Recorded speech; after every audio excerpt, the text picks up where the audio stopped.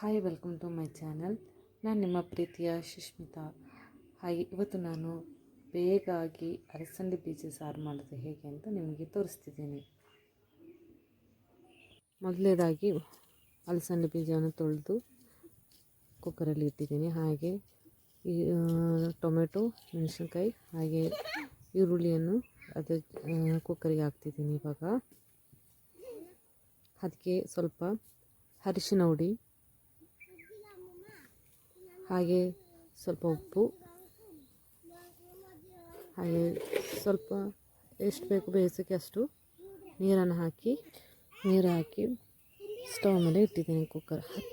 ಹಾಗೆ 10 ಬಿಸಿಲಾದ ನಂತರ ಅದರಲ್ಲಿ ಸ್ವಲ್ಪ ಬೆಂದಿರುವ ಸ್ವಲ್ಪ ಅಲಸಂದೆ ಬೀಜನ ತೆಗೆದು ಅದ ನಂತರ ಮಿಕ್ಸಿಗೆ ಹಾಕಿ ರುಬ್ಕೊಳ್ಬೇಕು. ಹಾಗೆ ರುಬ್ಕೊಂಡ್ರೆ ಸ್ವಲ್ಪ ಟೇಸ್ಟಾಗಿರುತ್ತೆ.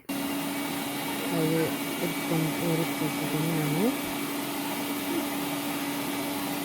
ಹಾಗೆ ಒಗ್ಗರಣೆ ಹಾಕಲಿಕ್ಕೆ ಈರುಳ್ಳಿ ಸಣ್ಣ ಹಚ್ಚಿದ್ದೀನಿ, ಕರಿಬೇವು ಹಾಗೆ ಕೊತ್ತಂಬರಿ ಸೊಪ್ಪು, ಕೊಂಡಿರುವಂಥ ಮಸಾಲೆ ಅಂದರೆ ಅಲಸಂದೆ ಬೀಜ ಇದೆಯಲ್ಲ ಅದು.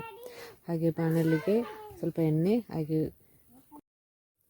ಸಾಸಿವೆ ಹಾಕಬೇಕು. ಆನಂತರ ಸ್ವಲ್ಪ ಈರುಳ್ಳಿನ ಹಾಕಬೇಕು. ಅದು ಕೆಂಪು ಬರುವಾಗೆ ಆಗಬೇಕು. ಅದಕ್ಕೆ ಇವಾಗ ಬೆಳ್ಳುಳ್ಳಿ ಹಾಕಬೇಕು. ಅದ್ರ ಜೊತೆಗೇ ಈರುಳ್ಳಿ ಜೊತೆ ಬೆಳ್ಳುಳ್ಳಿ ಹಾಗೆ ಕರಿಬೇವು ಹಾಕಿ ಸ್ವಲ್ಪ ಎಣ್ಣೆಯಲ್ಲಿ ಕೆಂಪು ಬರುವಾಗೆ ಅಷ್ಟೊತ್ತಿಗೆ ನೋಡಿ ಕೆಂಪು ಆಯ್ತಲ್ಲ. ಇವಾಗ ನಾವು ಪುಡಿ ಮಾಡಿಟ್ಟಿರುವಂಥ